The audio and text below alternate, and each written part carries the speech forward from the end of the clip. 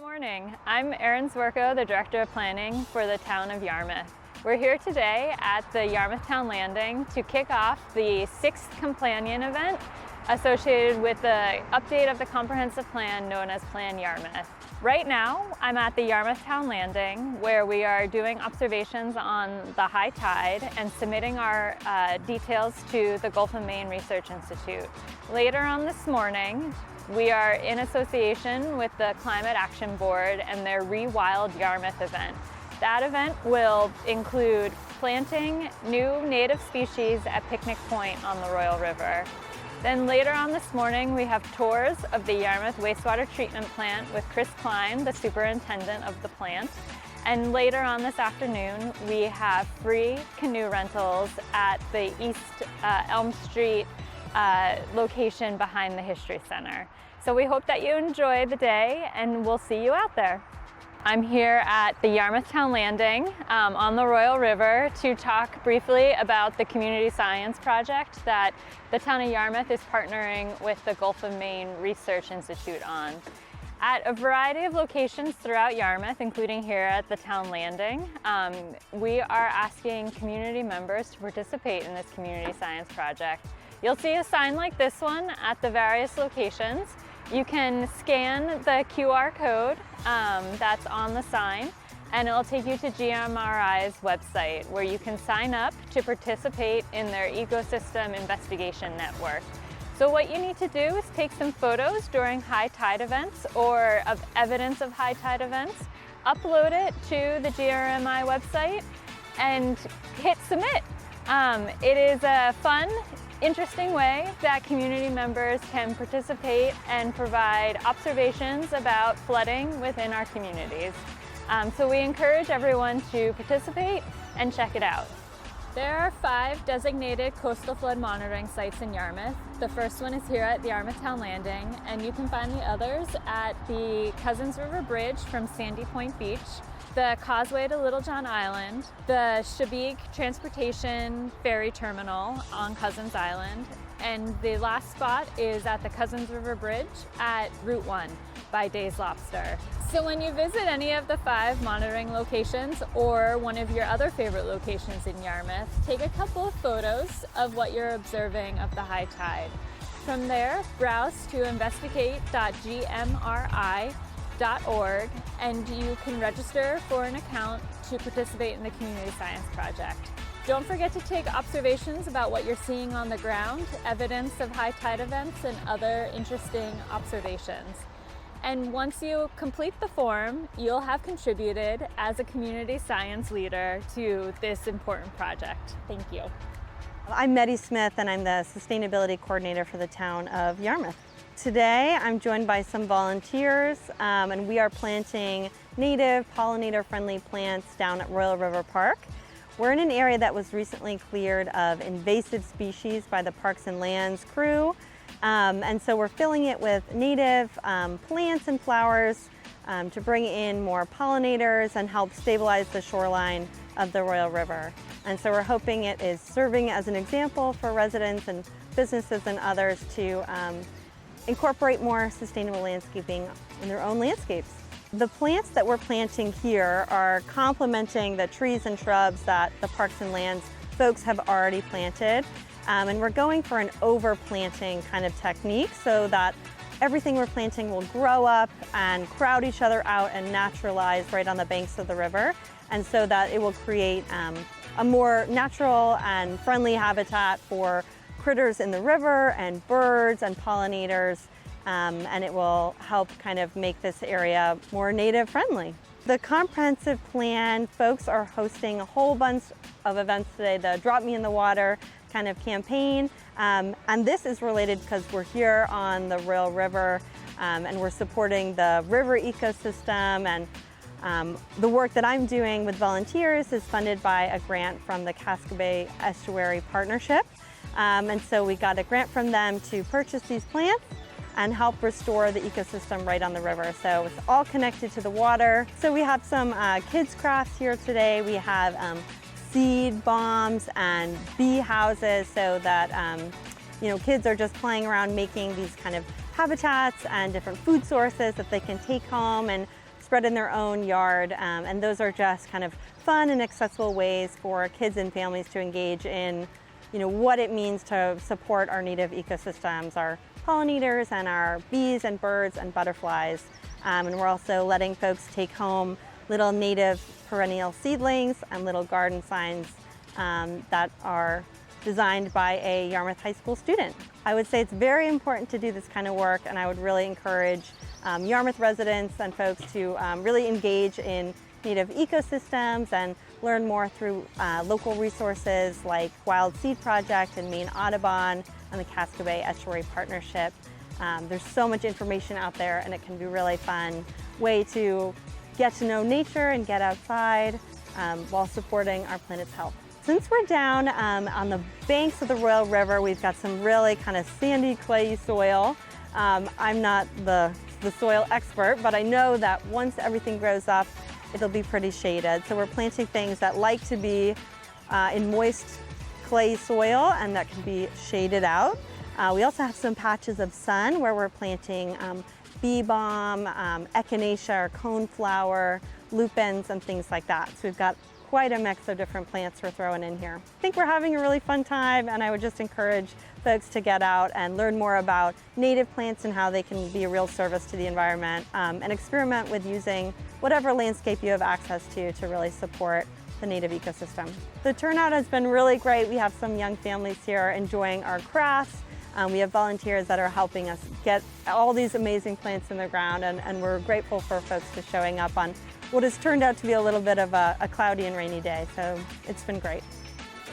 All right, well, thanks guys for coming, taking a little bit of time out of your Saturday. My name's Chris Klein, wastewater superintendent here in Yarmouth. I've been here 20 years, June will be 21. So this is our facility, welcome. We're designed to treat 1.31 million gallons per day. That's what our plant is rated for. On average, we treat about 750,000 gallons a day. Our peak flow that we've seen happened just recently during a couple of those heavy rainstorms, and we treated about 2.5 million gallons of water one day. We'll start at the beginning of the process here. It's called the headworks, and we'll make our way up there right now. So this is the headworks. So we have our largest pump station right down you guys probably drove by it, by the boatyard. It's our largest pump station, pumps directly here to the plant. About 85% of the Yarmouth wastewater goes through that pump station. And then we have another smaller one out on Princess Point that conveys about 15%. Everything gets pumped directly here to the headworks, and what you're gonna see in here is a bar screen that removes all the trash, flushable wipes that are flushable but shouldn't be flushed, because it's just, we end up throwing it in the trash. So it's a little, and this is all original equipment from 1992. We are in the very beginning stages of starting to plan for a headworks upgrade here. So, what's the craziest thing you've ever seen flushed? Goldfish. I found a diamond ring once out in the field. Yeah, I found it. Yeah, we didn't think it was real, and we ended up taking it to one of the diamond stores. This was a while ago. They're like, yeah, no, that's real. We cleaned it up a little bit more, and we actually gave it to PD, and I don't know if anything ever happened. You find like dollar bills, everyone, cell phones, and whatever. Things happen. So that's how much water's come. So we operate 24/7, or the plant operates 24 hours a day, 7 days a week. That's how much wastewater is coming in right now.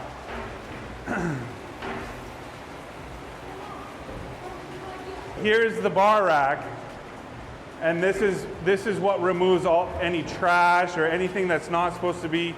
So our plant is designed to treat wastewater, not trash, not flushable wipes, not food, not tampons. Toilet paper is fine. Those are wipes. Those are wipes and so a lot of our pumps out in the field, technology has had to change because of flushable wipes.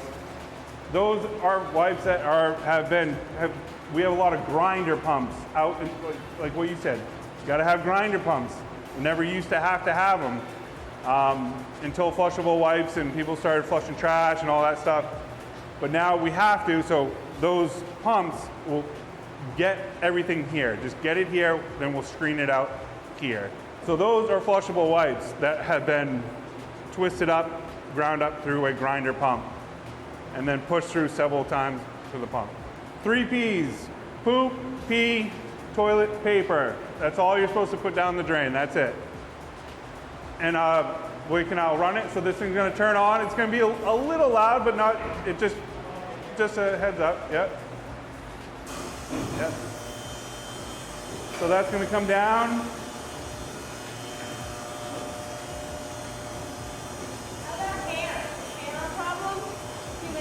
Yeah, but that's a tough one. Yes, you're not supposed to put hair, you know. We have like a dental floss is a huge one we see. That's tough because it gets wrapped up in pumps, and think of it as your dental floss gets wrapped up in your vacuum. Not great, right? It's like, what do you do? So this runs every 15 minutes. When we have higher flows, it will run more often.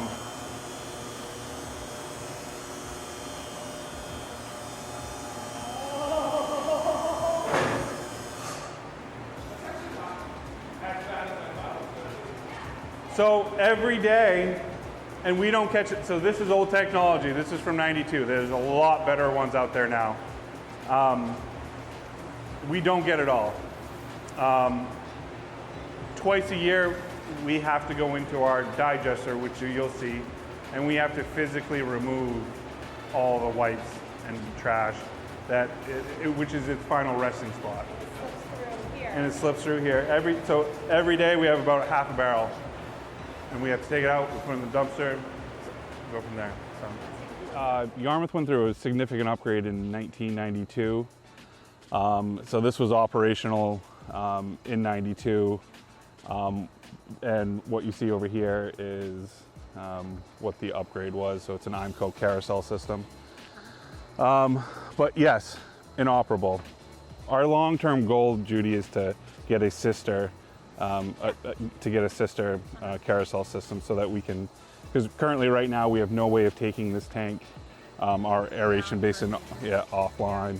We had a critical failure on that gearbox. That's a critical piece of equipment. It fell to the bottom of the tank, and that was 2020-ish, right around there.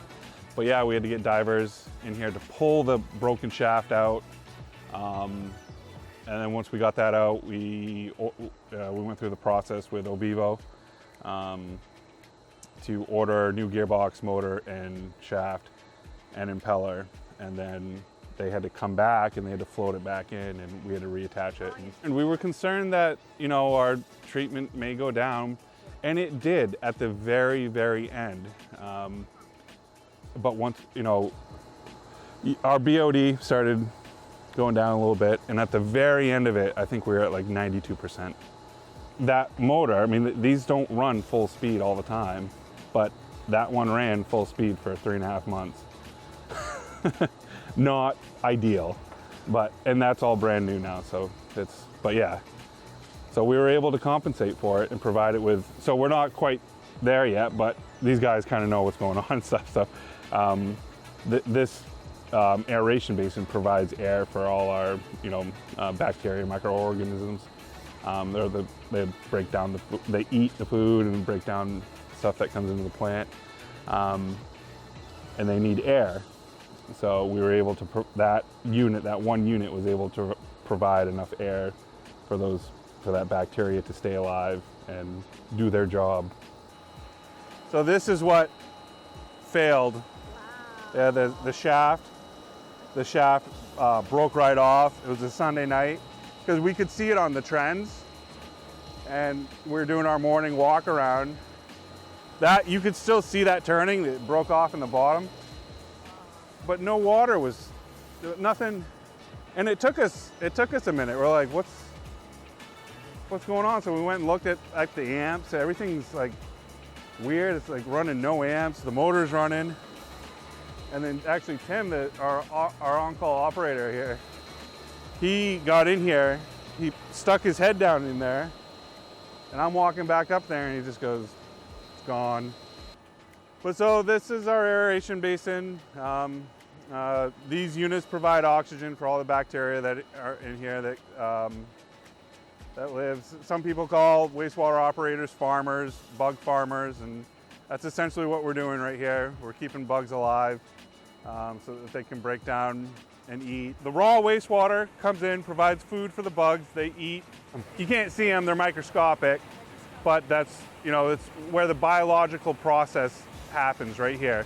And so those probes in there right on each side, those measure how much oxygen we're putting in, and they're running on, and that's what these motors are run off of. There's a set point that we can program into our PLCs, and they run up and down depending on what the dissolved oxygen is out in the aeration basins.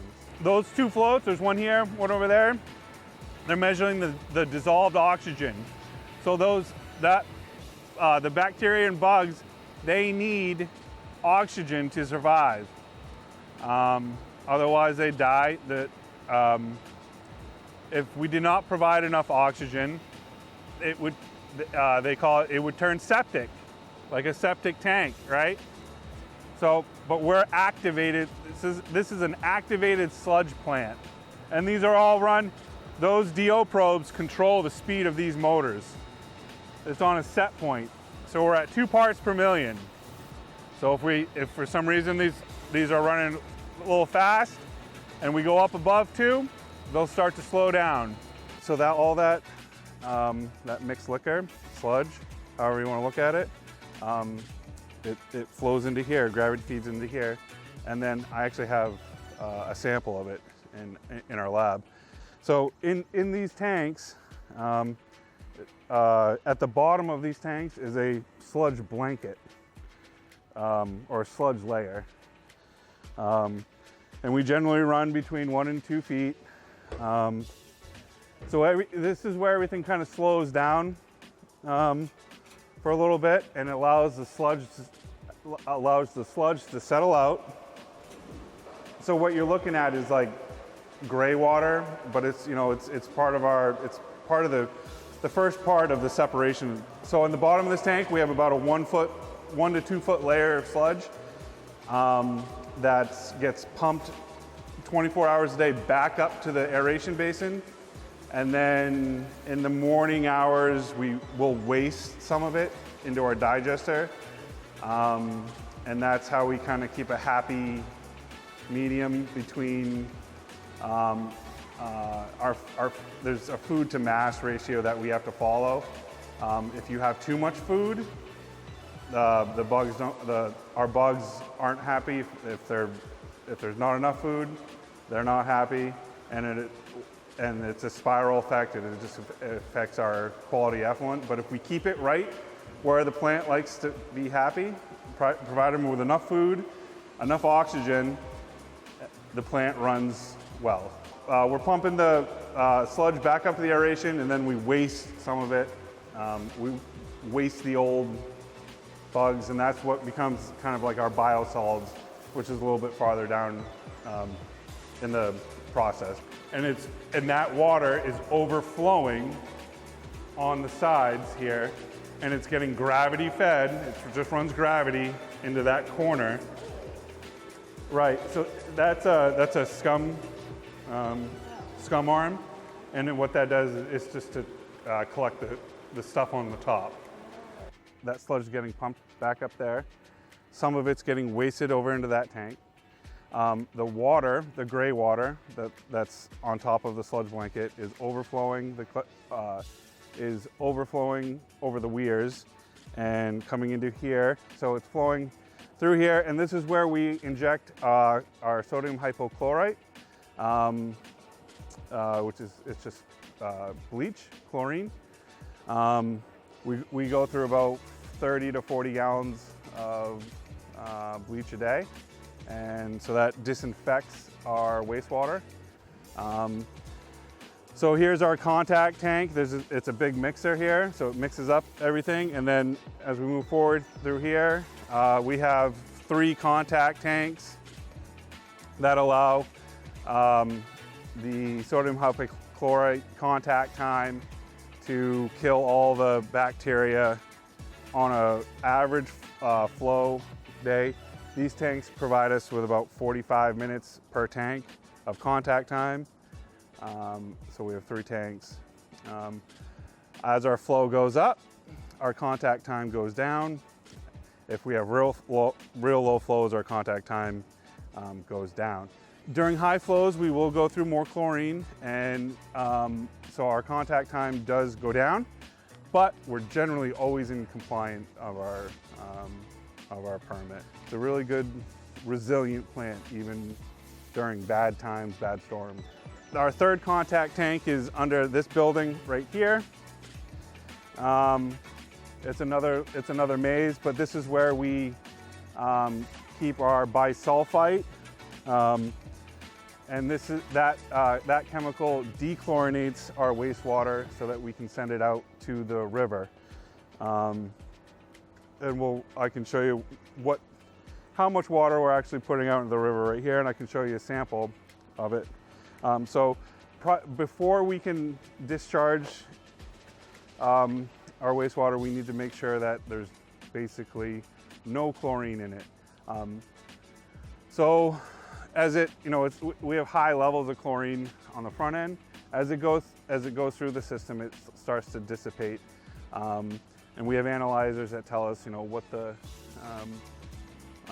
what the chlorine level is.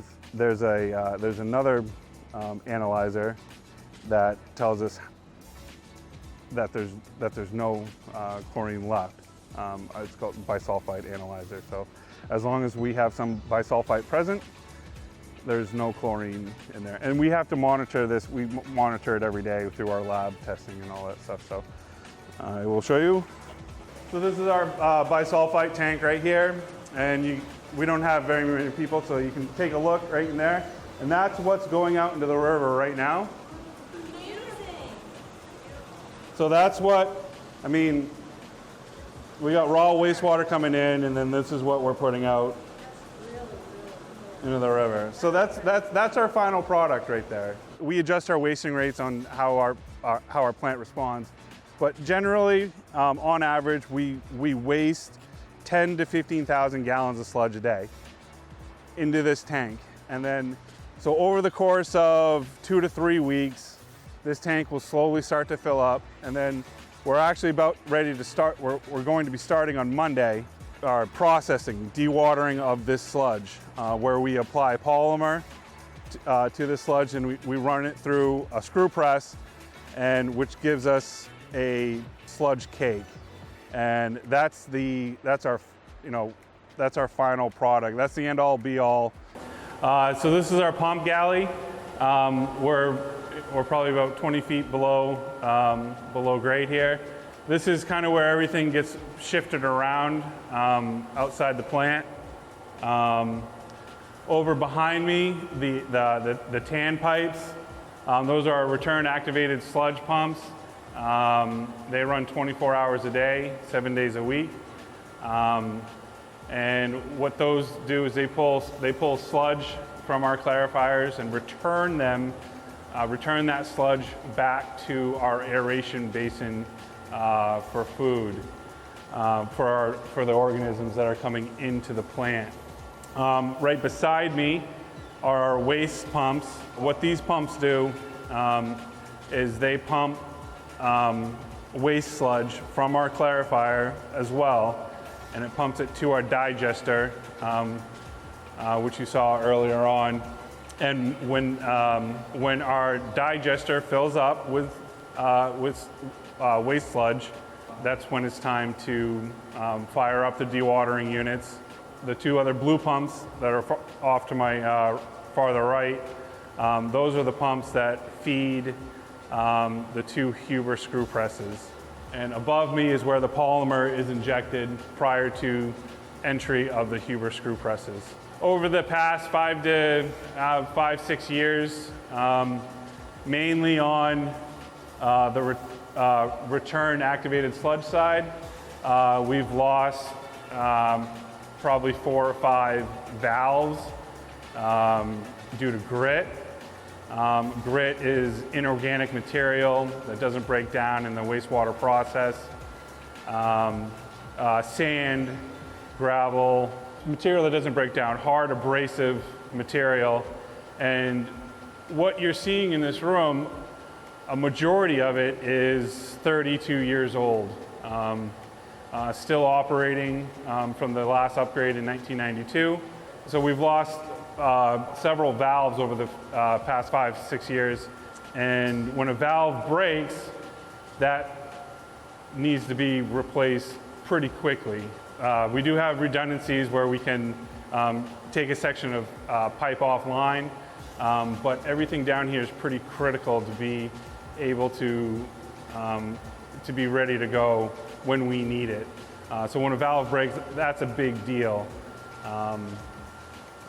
Grit removal is a pretty crucial aspect as far as wastewater treatment goes. And currently we don't have it at the wastewater treatment plant. It's at our largest pump station down the street across from the boatyard called Harbor Station. That's where our grit removal is. That pump station pumps about 85% of our flow to the plant. However, on the Princess Point side of things, all the wastewater from that side gets pumped directly to the treatment plant with no grit removal. And over time, over the past 32, 33 years, that grit has essentially sandblasted the inside of the piping, and eventually you spring a leak, and then it gets bigger and bigger, and then we have to replace the valve. There's 4 or 5 technologies out there that provide adequate grit removal. There's some that cost more than others.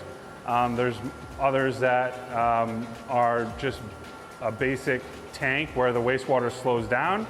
That material will settle to the bottom, and then you just scoop it up and then remove it and dispose of it. So it's a pretty basic process to remove grit. It just depends on the type of technology that fits your plant. Grit enters the wastewater system in various magnitudes. One of the main culprits is failing manholes. We have a lot of brick structures out there, so sand over time just kind of crumbles in, gets into the wastewater system. Eggshells, garbage disposals, where people they just toss inorganic material in there, and it goes right down their drain into the wastewater system. It's not just abrasive materials. It's bubble gum. It's seeds, stuff that just doesn't break down. So there's all kinds of ways grit gets into the wastewater system. Wastewater facilities across the U.S., really across the world, battle every day against flushable wipes, rags, feminine products. Any of that material is really meant for the trash. Just here in Yarmouth, we spend a lot of time and effort removing these materials from pumps and from our collection system. These flushable wipes, while yes, they are flushable, facilities are not set up to treat them. We have some very expensive equipment here and out in the collection field that's designed to help deal with that problem, but it doesn't get it all. And if we could just spread the word that the toilet is for the 3 Ps, pee, poop, and toilet paper, it saves the taxpayer and ratepayer a lot of money, and saves us a lot of time and effort. So in 2019, we went through an extensive upgrade with our dewatering equipment. We went from a belt filter press to 2 Huber screw presses, and it's a lot more operator friendly. The old belt filter presses were very labor intensive. These are, everything is controlled on this control panel right here. So we have an HMI screen that gives us outputs, tells us how many gallons per minute we're pumping to each unit, how much polymer we're using, the polymer. So what the process is we pump sludge from our digester directly to these units, but prior to, we inject a chemical called polymer, where it extracts the water. It separates sludge and water, and it goes through a series of screws. That's why they're called screw presses, where it squeezes out some more water, and then our final product is kind of a wet, dry cake. And these are a lot more efficient, and more energy efficient. We use a lot less water compared to the belt filter presses, and the belt filter press would give us anywhere between 10 and 12% cake. So it'd be 10 to 12% dry, and the rest of it would be 90% water. These units here give us around 20% cake. So the volume has decreased considerably with these units. We have two of them side by side, number one, number two. And we have two because in the wastewater industry, it's critical that you have redundancy in case a unit goes down. The wastewater never stops coming to our treatment plant, so we need to continue to treat it 24 hours a day, 7 days a week. So we can't be down for too long. And that's why redundancy is so critical at wastewater treatment plants. Our belt filter press, it was old technology, labor intensive. It wasn't a great environment to be in. As an operator, it was misty, wet. These are all these units are contained within this. Right now, this door is open. So all the spray and all the mist is contained inside here. They're energy efficient. The belt filter presses prior to these units used about 10 to 15,000 gallons of water per day. These units use considerably less. Waste sludge from our digesters pumped to our pump galley downstairs, then pumped up to these units. And then we add polymer, chemical polymer. Once it activates with the sludge, it pulls the water from the sludge, and then it goes through a series of screws that are located in this basket, and it squeezes a little bit more water out. And then at the end of this machine, out comes some, we call it cake, biosolids. And the belt filter press was about 10 to 12% dry solid, and then these supply us with about 20% solids. The belt filter presses were at that time about 29 to 30 years old, so it's old technology. Technology is always changing, especially in the wastewater industry. These are a lot more energy efficient. We use a considerable amount of less water. We use less polymer, and polymer is very expensive these days. It's a petroleum product. We're able to operate this. An operator can operate this off-site. We have remote access. The old belt filter presses, someone had to be in here keeping an eye on it, making sure everything was operating the way it should. These, an operator comes in the morning, gets everything going, and then he can go out and perform other duties out in the field. If something happens, these will automatically shut down. and give us an alarm, and then we can come in and see what the issue is and hopefully get it restarted. Here at the treatment facility and at this unit and out at our 30 pump stations, we are able to remote in and see what's going on if an alarm, if we get an alarm, we can determine if we need to come in or if it can wait till the morning. We can acknowledge the alarm, see what's going on, see if there's a critical issue that needs to be addressed right now, or can it wait until we come in the next day. And then from there, that sludge cake gets processed. We dump it on our floor into a bin, and then that gets loaded up into a tractor trailer and headed to Massachusetts, where it's composted for a reusable amendment compost. Yarmouth historically has been was a composting facility. Up until 2020, we composted and we distributed it out to contractors. But recently, the state of Maine has banned that all land applications. So we had to shift gears pretty rapidly, but now we ship it to Massachusetts and they compost it. So, but a majority of the state goes to landfills. But hey, gotta do what you gotta do. So, but I can take you in the lab and show you a little bit more how what's coming in, what's happening in the middle, and our final product again. All right, so to kind of wrap everything up a little bit, we visited the headworks, our aeration basin, our clarifier, and then our final departure point for our wastewater. So this is what's coming in. All right, this is our effluent. This sample was taken about an hour and a half ago from our aeration basin.